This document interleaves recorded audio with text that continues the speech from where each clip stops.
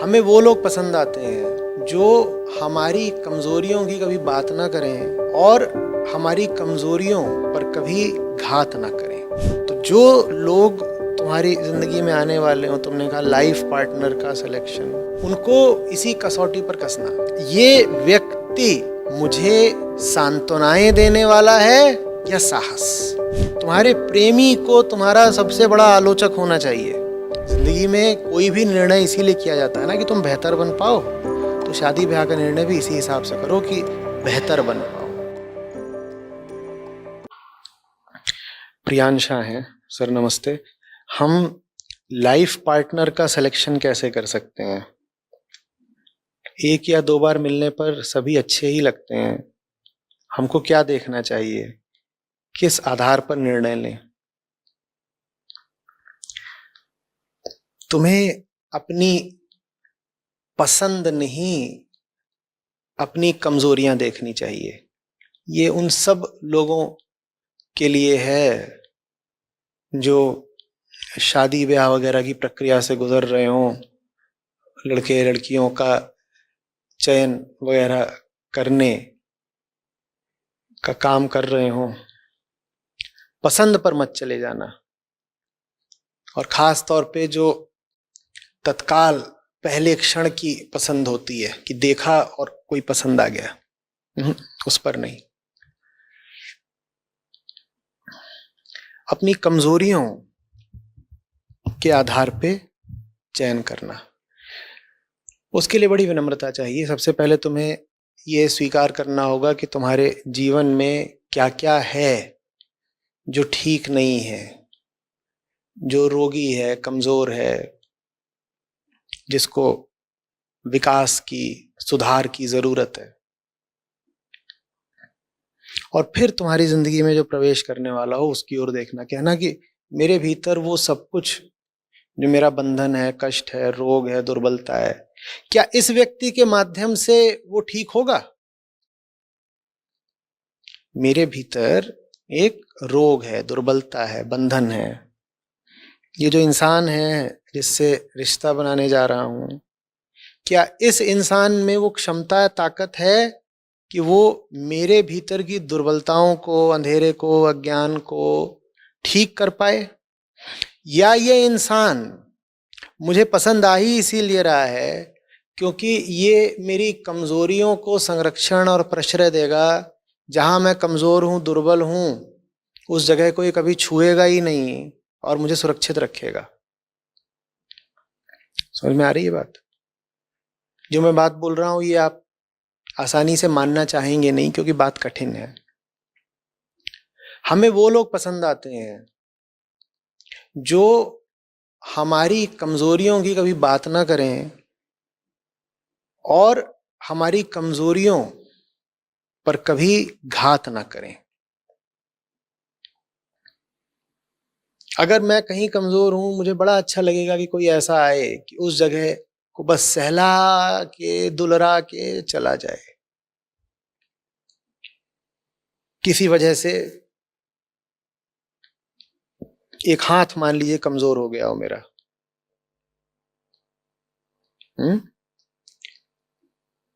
मुझे वो व्यक्ति पसंद आएगा ही नहीं जो आकर के मेरे उसी हाथ पर वजन रख देता हो। मुझे तो वो इंसान पसंद आएगा जो आए और बार बार कहे कि कोई बात नहीं, तुम्हारा ये हाथ अगर कमजोर है तो तुम्हारा दायां हाथ अब से मैं बन जाऊंगा। ये इंसान मुझे बहुत अच्छा लगेगा। मेरा दायां हाथ मान लीजिए कमजोर हो गया है, मेरी जिंदगी में कोई आ रहा है और वो कह रहा है कि तुम फिक्र मत करो, अब से तुम्हारा दायां हाथ मैं हूं। ये इंसान मुझे बहुत भाएगा। मैं कहूंगा ऐसा प्रेमी नहीं देखा, ये मेरा दायां हाथ बनने को तैयार है। वो तुम्हारा दायां हाथ बनने को तैयार है या वो तुम्हें दाएं हाथ से लाचार, अपंग कर रहा है?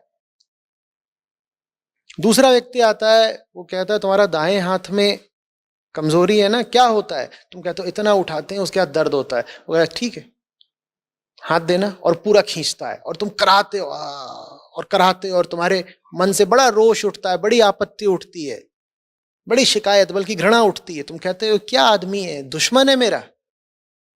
ये आदमी तुम्हें पसंद नहीं आएगा, क्योंकि ये तुम्हारी कमजोरी पर वार कर रहा है। लेकिन साहब, कमजोरियों पे वार होगा तभी तो कमजोरियां कटेंगी। अब खास तौर पे शादी ब्याह के मसलों में तो हमें ऐसा कोई चाहिए ही नहीं जो कमजोरियों पे वार करे। हमें तो जीवन साथी वही चाहिए जो अगर दायां हाथ कमजोर हो तो कहे कि आज से तेरा दायां हाथ मैं हूं, जाने मन। बड़ी प्रफुल्लता दौड़ जाती है। हा। कौन इतना जोखम उठाए कि जो चीज सामने वाले को पसंद नहीं आती उसको वो बताए? कौन इतना खतरा उठाए कि सामने वाले की कमजोरियां गिनाए? और सिर्फ गिना नहीं रहा, वो उन कमजोरियों को ठीक करने का, वो उन कमजोरियों की शुद्धि का अभ्यास करने का जिम्मा भी उठा रहा है। इतना कौन करे? इतना प्रेम बहुत कम लोगों में होता है कि वो तुम्हारी कमजोरियां गिनाएं और फिर तुम्हारे साथ जान लगाकर उन कमजोरियों से मुक्ति का अभियान भी चलाएं। इतना प्रेम बहुत कम लोगों में होता है। ये जो साधारण प्रेमी होते हैं, शरीर के तल वाले, इनको तो अगर पता होगा कि तुम्हें कोई चीज पसंद नहीं है या कहीं पे तुम कमजोर हो, ये उस जगह की बात ही नहीं करेंगे। कहेंगे कि इससे वो वाली बातें करो तो इसका मूड खराब हो जाता है, इससे वो बात करनी ही नहीं है। उसका मूड खराब हो जाता है तो फिर हमें उससे वो सब मिलता नहीं जो इससे हमें चाहिए। तो जो लोग तुम्हारी जिंदगी में आने वाले हो, तुमने कहा लाइफ पार्टनर का सिलेक्शन, जो भी इसका मतलब है, उनको इसी कसौटी पर कसना। ये व्यक्ति मुझे सांत्वनाएं देने वाला है या साहस?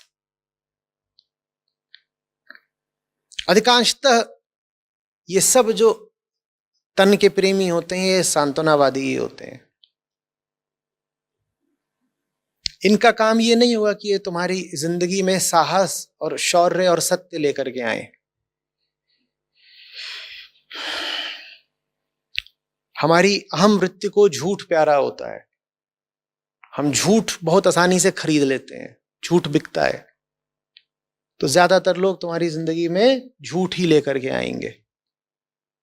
तुम बिल्कुल साधारण नैन नक्श के होगे, तुमसे बोलेंगे तुमसे बढ़ के प्यारा कौन, तुमसे बढ़ के सुंदर कौन। और अगर तुमको पता है कि तुम साधारण नैन नक्श के हो और कोई सामने खड़ा होकर के ये बोल गया कि तुमसे बढ़ के प्यारा कौन, सिर्फ इसी बात पर खारिज कर दो उसे। बोलो टूटा, इसी बात पे टूटा रिश्ता।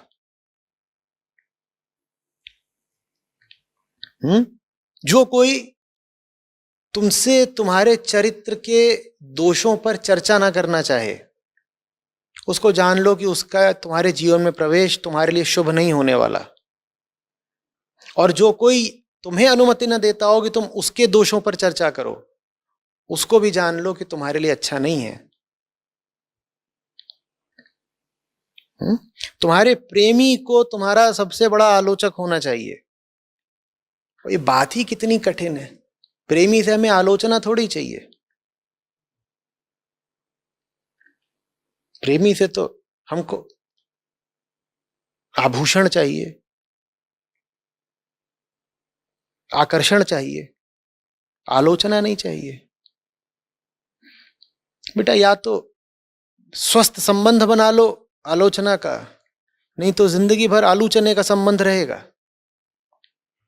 जो कि आमतौर पे पति पत्नियों का होता है। सुनो जी, आज आलू और चना बनेगा और तुम आलोचना भी नहीं कर सकते।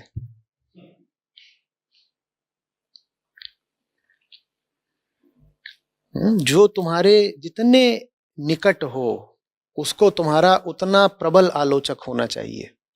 आलोचक माने निंदक नहीं होता कि तुम सामने आए और उसने फट से 2 गालियां दी, वो नहीं बात कर रहा हूं। कि सुबह उठाने के लिए भी तुम्हारे मुंह पे जूता मार रहा है। कहीं उन्होंने बताया था कि जो जितने निकट हो उसे उतना प्रबल आलोचक होना चाहिए।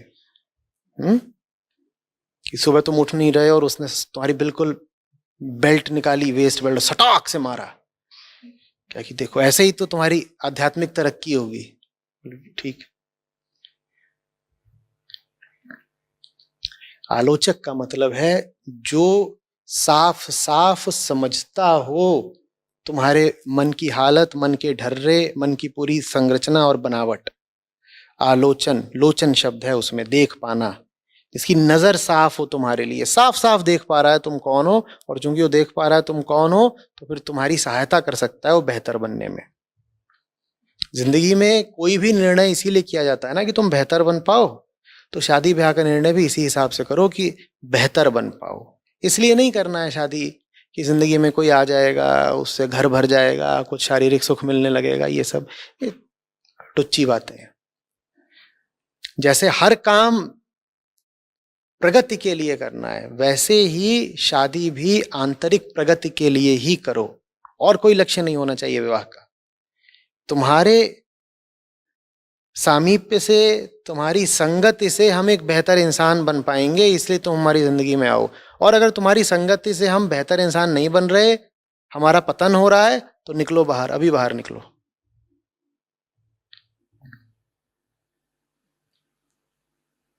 आ रही बात समझ?